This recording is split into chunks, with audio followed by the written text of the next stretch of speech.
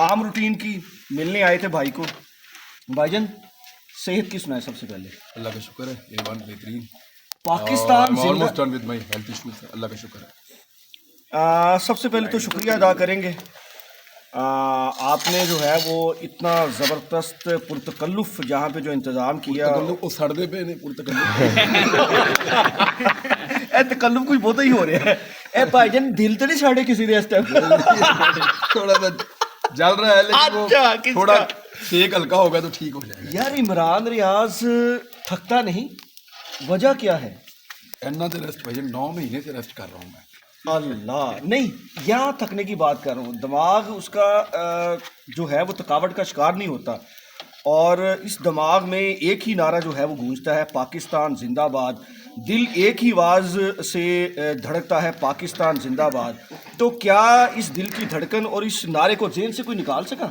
नहीं, ये तो सबका यही है, जो भी पाकिस्तानी है उसके दिल में यही बात आएगी। कोई एक्सेप्शन तो है नहीं। आपके दिल में भी यही है, मेरे दिल में, हारून के, सबके दिल में यही है।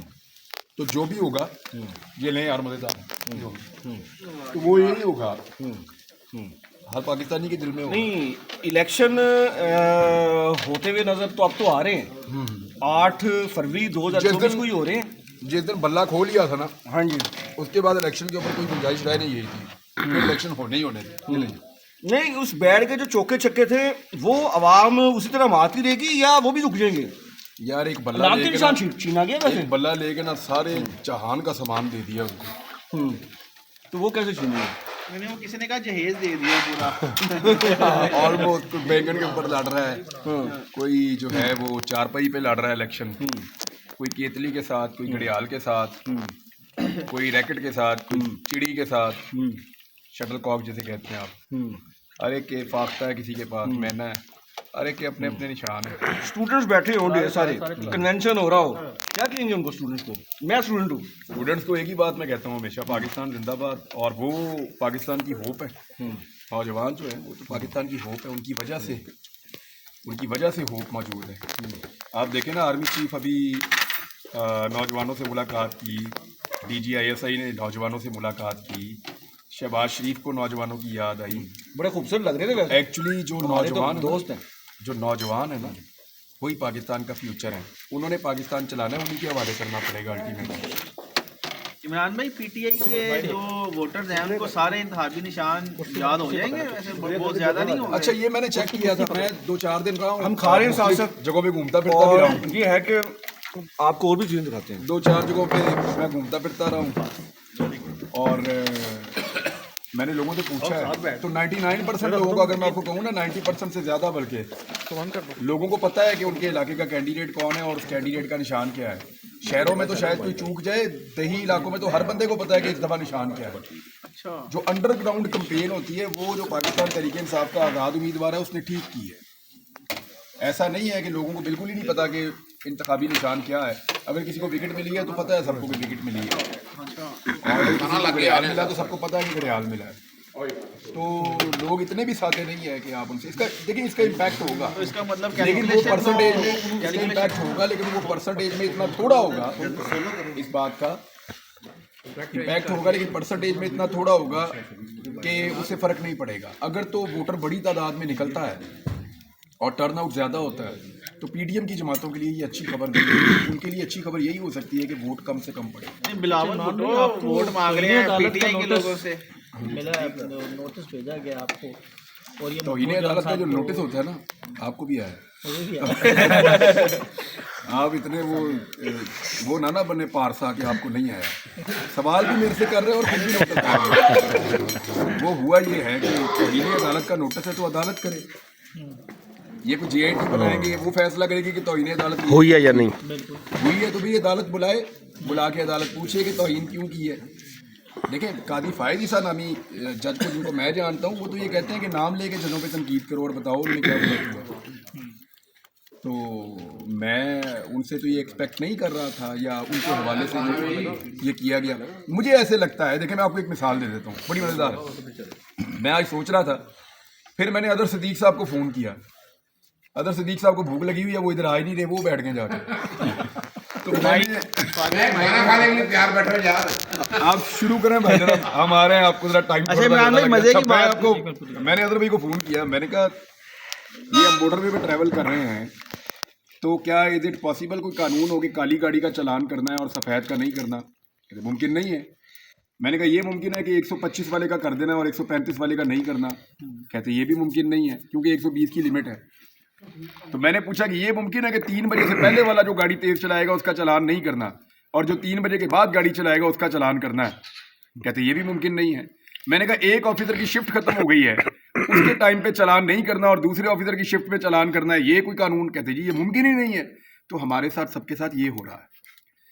यानी जब पीडीएम की जमातें तनकीद की गाड़ी चला रही थी तो वो 140 की स्पीड पे चला रही थी जजिस के हवाले से, तो उस पर चालान नहीं हुआ। अब हम जब तनकीद की गाड़ी चला रहे हैं 121 पे पहुंचते चालान हो जाता है, हालांकि 130 तक का तो मार्जिन रखा हुआ है। तो हमारे साथ हो रही है ज्यादती। यानी अपनी मर्जी का आइन को हमारी सफेद गाड़ियों का चालान हो रहा है, उनकी काली गाड़ियों का चालान नहीं हो रहा पीडीएम की। वी को डालोगा, कौन सी गाड़ियों का? वीको डालोगा, वीको डालोगा कह रहे हैं, अदर भाई कह रहे हैं। और इसके अलावा जो है वो अच्छा इमरान भाई, उमर अताब बंदियाल ने क्यों फिर इतना रिलीफ दिया पीडीएम को, क्यों नहीं चलान किया उनके? हर एक का अपना अपना एटीट्यूड होता है। देखिए मैंने पहले कहा था कि काजी फाइज ईसा साहब जितना भी कहें कि मैं मीडिया नहीं देखता, मैंने उनकी शख्सियत के अंदर ये नोट किया कि उनको बहुत फिक्र होती है कि लोग उनके बारे में क्या सोचते हैं। काजी फाइज ईसा साहब को वो ये साबित करने की, यानी जजेस को कहना तो यही चाहिए जो वो कहते हैं, लेकिन मुझे ऐसा लगता है कि काजी फाइज ईसा को बहुत फिक्र होती है इस बात की कि लोग उनके बारे में क्या सोचते हैं। तो जब आप इस तरीके से आपके ऊपर ये प्रेशर हो या आप ऐसा सोचें तो फिर आपको ये चीज़ें हर्ट तो करती हैं। अब जो उनके फैसले हैं उन पर तनकीद तो होगी।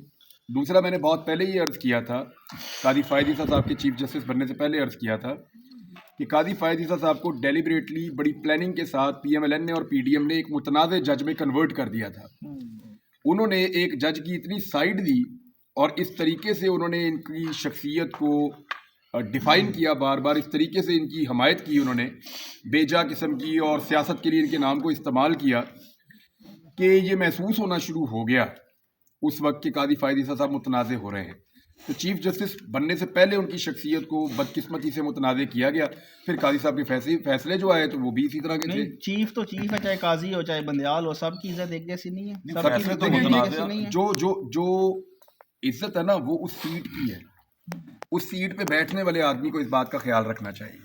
नहीं, आपने कहा फैसले मुतनाज़ा, फैसले अगर नून लीग की फेवर में आए तो ठीक है, पीटीआई के खिलाफ आए वो मुतनाज़ा हो गए, फिर तो ये खुला तजाद वाली बात नहीं हम करेंगे। फैसला तो था एक के खिलाफ आना है, एक के हक में आना होता है, वो मुतनाज़ा तो नहीं हो सकता। देखिए अब ये तो जो लोग सख्त नाकिद हैं पाकिस्तान तहरीक इंसाफ के, वो ये कह रहे हैं कि बल्ला खो के ठीक नहीं किया। और वो एक शेर है, मुझे याद आ गया, वो नईम बुखारी साहब ने गालिबन एक दिन सुनाया था बहुत पहले जब वो पाकिस्तान टेलीविजन पे होते थे। उन्होंने कहा पानी दे विच मार ना सोटा ए पाटे ऐ नहीं होना ते जो तू चाहना है वो नहीं होना। तो इमरान भाई आपने ये कहा था कि सनम जवेद बहुत बड़ी चिपक है, तो क्या अब भी चिपक है सनम जवेद या वो चिपक सनम जवेद जेल में है और उसको इलेक्शन लड़ने की इजाज़त मिली है, इलेक्शन में खड़े होने की, इलेक्शन लड़ने की भी इजाज़त उसको नहीं मिली।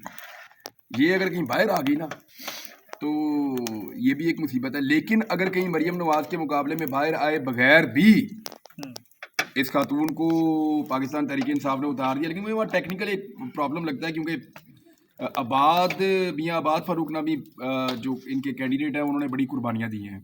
उनके बेटे की भी फौतगी होगी इस बीच में और बड़े दुख वाले मनाजिर थे, क्योंकि मैं तो था नहीं, मैं वापस आया तो मुझे पता चला। तो उनका मेरे ख्याल में उनकी फैमिली का एक ही टिकट है और एक ही जगह से वो इलेक्शन लड़ रहे हैं, वो भी वही वाला हल्का है जहाँ से सनम जावेद है, लेकिन उसके 2-3 हल्के और भी हैं सनम के पास ऑप्शन। हो सकता है इस ऑप्शन के चक्कर में वहाँ से मरियम का मुकाबला शायद सनम के साथ ना हो, लेकिन अगर होगा ना तो ये टफेस्ट कैंडिडेट होगी मरियम के मुकाबले में। बिलावल भुट्टो आजकल बड़े पीटीआई वोटर्स के बड़े हमदर्द बने हुए हैं। बिलावल कहते हैं हमें वोट दें पीटीआई के लोग, हम आपको इंसाफ दिलाएंगे। बिलावल का ह्यूमन राइट के साथ कोई ताल्लुक नहीं है। जिस किस्म की ह्यूमन राइट की वायलेशन बिलावल की हुकूमत ने की है या आसिफ अली जरदारी के सिंध में हुई है, आप पंजाब में उसका तसव्वुर नहीं कर सकते। जो हलीम आदिल शेख के साथ होता रहा है, जरा एक दफ़ा सोचिए आपके इसके साथ हुआ क्या है। और जो मुराद अली शाह की गवर्नमेंट में हुआ, आपको पता है सबसे पहले अरशद शरीफ के ऊपर, मेरे ऊपर, बाकी सहाफ़ियों के ऊपर जो गलत मुकदमा दर्ज हुए थे वो बिलावल की सिंध हुकूमत ने दिए थे कैप्टन सफदर पे भी मुकदमा और दिया। सबसे पहले मुकदमा उन्होंने दिए थे। तो ये बात जो है वो आप ज़हन में रखिए कि बिलावल भुट्टो जरदारी ह्यूमन राइट्स के दाई कोई नहीं है, ना उन्हें पाकिस्तान तहरीक इंसाफ के वोटर से या सपोर्टर से कोई हमदर्दी है। एक्चुअली वो वोट हासिल करने के लिए नूरा कुश्ती लड़ रहे हैं, इन्हें फिर रल जाना और मिल के इन्होंने बैठ जाना। शरीफ नवाज ने, बिलावल ने, नवाज शरीफ ने, जरदारी ने, ये सारी नूरा कुश्ती थोड़े दिनों के लिए है। इन्हें पता है कि ये कितने भी जोर मार लें ये कोलिशन गवर्नमेंट ही बना पाएंगे, वो भी बहुत बड़ा धांधला करके, उसके अलावा ये कर नहीं पाएंगे। आज ਤੁਸੀਂ ਦਰਜੀ खत्म ही कर लेंगे ਯਾਰ ਬਾਰ ਬਾਰ ਖਾਣਾ ਖਾਣਾ बार बार बात